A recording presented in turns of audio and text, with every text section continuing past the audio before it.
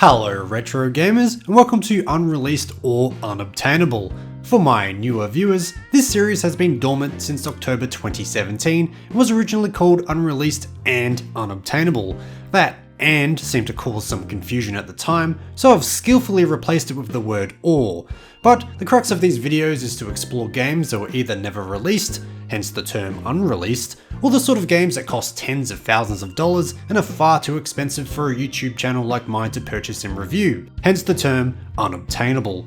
These games are explored through a retro Pi, which is why there is a Raspberry Pi in the thumbnail. If people get confused and abusive in the comments like before, especially those of you on Reddit, I'll passively aggressively reply with the timestamp 00 because this long and elongated intro is supposed to alleviate any possible confusion. Thank you. But with all that out of the way, if you wish to view the previous two videos in this series, one is about Thrill Kill, which was an unreleased game on the PlayStation, and the other is based around Air Raid on the 2600, allegedly one of the rarest games in existence. Today's video, however, is about the unreleased Game Boy Color game, South Park, based on the popular animated TV show of the same name. Widely thought to be completely finished in 1999, the game never saw a release, having supposed to be released alongside the N64, PC and PlayStation versions that you all know and probably dislike. Developed by Crawfish Interactive with publishing planned for Acclaim Entertainment, not a lot was known about this handheld port until quite recently. There was an original listing for South Park on JJ Games, which advertised a price of $29.99 and a description pulled right from the intro narration for the console versions. There's also a sole screenshot in issue 114 of Nintendo Power, but besides from that, the game remained both unreleased and unobtainable in the very real sense of the phrase until 2018. On the 6th of August of that year, online person DarkCoolDude, that's cool with a K, released the ROM of the missing GBC game on the Lost Media Wiki Discord server. He managed this after months of back and forth with the head developer, and with that, we could finally all enjoy the game, which was complete, that was supposed to see a release nearly 20 years earlier. So, how does it play?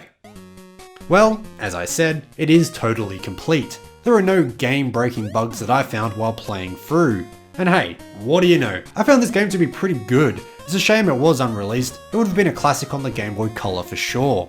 The story follows that of the console versions. The visitors are visiting and causing all sorts of chaos. Residents and animals are turning feral, and yes, the turkeys are in this version. It's up to Stan, Kyle and Cartman to restore peace, but also to rescue Kenny in each level, who ultimately dies every time anyway.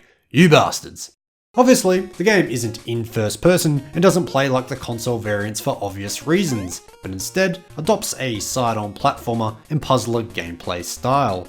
In each level, Kenny is trapped, sometimes in a microwave, and it's up to the three others to rescue him. The cool gimmick, if you will, is that you can switch between Cartman, Stan and Kyle at will to achieve that objective. Each has their own talents. Cartman can swim, Kyle is really good at jumping, and Stan can activate the switches that release Kenny, as well as being able to throw Cartman at enemies, which is the only way you can attack in this game. Full teamwork is required here, since many talents rely on others. For instance, jumping on top of Kyle is handy, since he can jump and carry passengers to higher locations, while Cartman can, in tandem, carry Stan or Kyle across the water. On a basic level, the overarching goal is to get Stan to the switch, while getting someone else to stand in front of Kenny.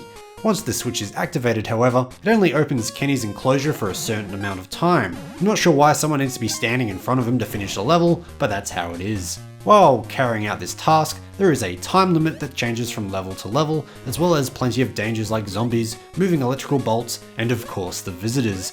After finishing each segment of levels, which are based around certain locales of South Park, there is a boss fight, usually with a known character from the show who has been turned loony by the aliens, which consists of either climbing up a large level one at a time while avoiding projectiles, or throwing Cartman in just the right way. There are collectibles scattered around each level too, which, if all correctly collected, give access to a bonus round at the end of each portion. South Park is not a short game. There are many levels, so don't expect to bust this out in a Saturday afternoon if you come across the ROM. It's It's kinda sad really. A lot of work was obviously done creating this in the late 90s, and it's only now that we can enjoy the fruits of someone's labour. If you are stretched for time, be aware that there is a password system that spouts one out after every 5 or 6 levels that can be relied on if you run out of lives. However, the only way you can play this is through emulation, and save states are a thing. Just saying. Also, for some reason, and I totally found this out by accident, if you push select while in the pause menu, it will skip that level. Not sure why it does this, maybe it's a leftover debugging tool. Either way, you won't get to play that bonus level if you do skip one, since you need every collectible from every level to play them anyway.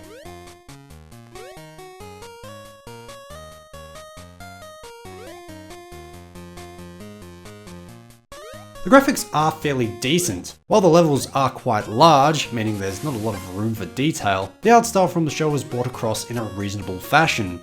The cutscenes are where the license is truly utilised though. Not only are they funny, staying true to the TV show's humour, they look great considering what the GBC was packing. It's one thing to critique this while playing it through a modern widescreen television, but I'm sure it would have looked even better on the GBC's 160 by 144 pixel screen. The Kenny deaths are also great, forgetting that it is a kid we're watching getting eaten by zombies. Oh my god, they killed Kitty! You bastard! You may have noticed a soundbite there, which is a nice touch. I don't recall many GBC games having that. They don't show too often, however, except when there's a death sequence. The music, on the other hand, is a bit samey. While not offensive, there are only a few tunes and they do get repetitive. Otherwise, this is a totally playable game.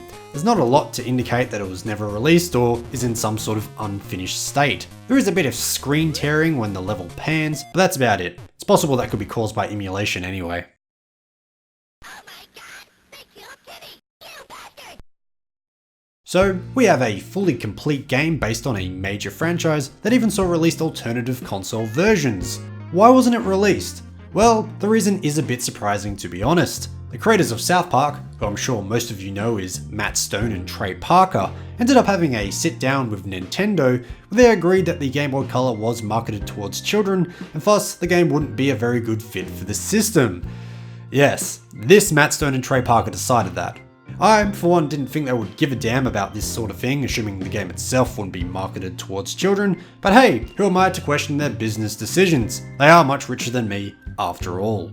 Regardless, the development time wasn't a total write-off. Stone and Parker ended up keeping a physical copy each as mementos, since it was the first ever South Park game to be fully completed, but otherwise, the code was repurposed for a game called May the Bee in Europe, which was based on a German cartoon, and several Mary, Kate and Ashley games in the US.